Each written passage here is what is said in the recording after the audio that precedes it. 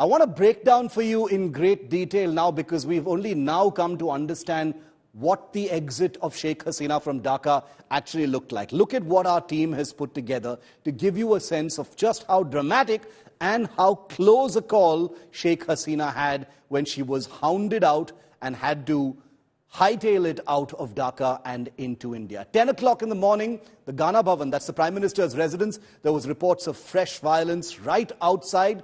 This is when the panic button started. This is what the house of the Prime Minister in Dhaka looks like from the air. Protesters began marching towards the Prime Minister's residence. They were armed. There was a promise of violence. That's how close the protesters actually got to the residence. Just 3 hours later, by 1 p.m., Sheikh Hasina was briefed by a senior police officer. Half hour later, her sister and she were convinced by the authorities to leave. Her son convinced her to leave over a call from the United States where he lives. He said, now is the time to get out. While all this was happening, remember, the protesters were getting nearer and nearer. She had to be pulled out by about 220, taken in a car to the Tejgaon helipad by car. There was one secret exit that they actually took in order to avoid all the huge crowds that were there. And that's where these images, which went viral later, came to the fore. That helicopter of the Bangladesh army picked up Sheikh Hasina and flew her to the Kurimtola airbase, which is on the outskirts of Dhaka city. 2:30 p.m., an SOS call was made, a flight plan was charted with Delhi, which very quickly processed the request under fear of Sheikh Hasina's life. A C-130J aircraft was waiting for her, and as we then know, it flew her straight to the Hindon airbase, 15 kilometers from Dhaka. Shivani Sharma is live with us from Delhi. Junaid Khan is a senior journalist who's live with us from Dhaka. Shivani, I want to quickly come to you first. No clarity just yet on what's going to happen with Sheikh Hasina. You know, preparations have obviously been made for a long-term stay as well as, keeping all options open in case something opens up for her in Europe or the United Kingdom or elsewhere. What are your sources telling you? Because most of her team have apparently left India now. Shiv, it's day 4 for Sheikh Hasina in India, and a little while back from now, the MEA spokesperson was holding a press conference, and he says that it would not be appropriate for him to disclose the plans as of now.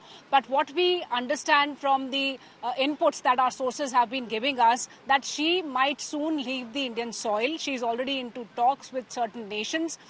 Some nations have also approved, but the process is taking time because this is not a normal escape that she wants. She needs a political asylum, so the formalities are to be met. So she might leave the Indian soil in a few days, but Indian government is cooperating with her. They are helping her to decide and to take her own time to go from here. So that is why they are all prepared for a long as well as for a short visit, for a short stay here in India. But yes, the MEA is not disclosing much as of now, and the people who were accompanying her have already started leaving India. Okay, so it's basically a lack of clarity over precisely when Sheikh Hasina will be able to make that exit from India and for how long she's actually going to stay here. Junaid, coming to you, it's a big day in Bangladesh. The interim government will be sworn in, in a few hours from now. In Dhaka, Mohammad Yunus is there. He has addressed students as well. What is the situation on the ground right now in Dhaka? Both Mohammad Yunus and other leading authorities in the country have called for calm. They've called for peace. What is the latest that you can share with us, Junaid?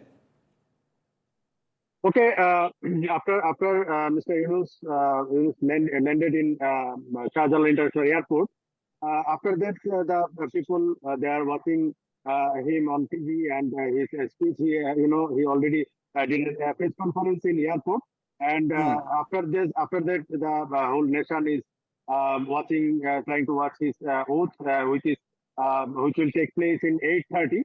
All the preparation has been taken, and this is the time actually when people are very conscious about the situation. And after 5th August, there is no such big incident actually reported on minority or the Awami League leaders. But although in the village areas, they are trying to capture their business, and their houses are being attacked. After the oath of Mr. Yunus, Bangladeshi people are hoping that all the violence will go down, and this government will take initiative for minorities and the Awami League leaders and for all people actually. And Mr. Yeah. Yunus also said he don't want any violence. If there is a violence, he will think he is not needed. Is there going to be some kind of a crackdown on the violence immediately, Junaid? Do you see some kind of major crackdown? I didn't get your question, actually. Will there be some kind of major police action against those indulging in violence in Dhaka and elsewhere? Okay, actually, there is no police right till now because police have been ordered to join their workplace by tonight. But all the thanas are being equipped by police. They are in police lines. They are in outside of this thana police or police station. This is actually predicted that Mr. Yunus will take action against the violations and also the political corruption.